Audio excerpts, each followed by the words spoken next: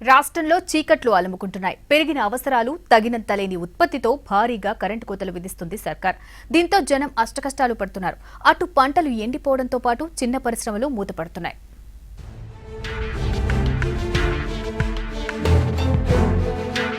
రాష్ట్రంలో పవర్ సమస్య తీవ్రమవుతోంది.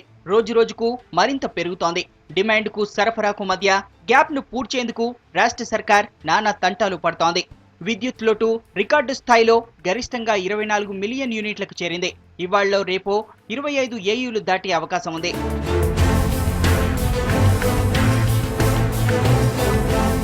రాష్ట్రంలో డిమాండ్కు తగ్గట్లుగా సరఫరా చేసేందుకు ప్రభుత్వం అన్ని రకాల చర్యలు చేపడుతోంది. ఇందుకోసం అధిక ధర చెల్లించైనా ప్రైవేటు విద్యుత్ సంస్థల నుంచి పవర్ను కొనేందుకు ప్రయత్నాలు ప్రారంభించింది. ఆర్థిక భారమైనా ఇప్పుడిక ఎంతో కొంత కొనకపోతే కరెంటు కోతలు మరింత పెరిగే అవకాశం ఉందని ఇంధనాల శాఖ రిపోర్ట్ రెడీ చేసింది. ఇతర రాష్ట్రాలతో ప్రైవేట్ సంస్థల నుంచి కొనాలంటే యూనిట్కు 6 రూపాయలకు పైగా చెల్లించాల్సి వస్తుంది.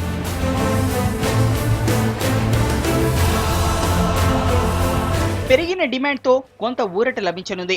జూరాలలో మళ్లీ ఉత్పత్తి ప్రారంభమైంది. నారాయణపూర్ ప్రాజెక్టు నుంచి నీటిని విడుదల చేయడంతో జూరాలకు 50,000 క్యూసెక్ల నీరు వస్తోంది. దీంతో అదనంగా 3 ఏఎంయూలు అందుబాటులోకి రానుంది.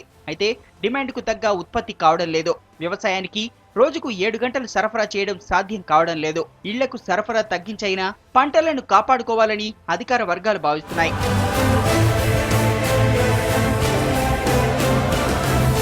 ఈ నెల కూడా వర్షాలు లేకపోవడంతో రాష్ట్రంలో విద్యుత్ సరఫరా అస్తవ్యస్తంగా మారింది.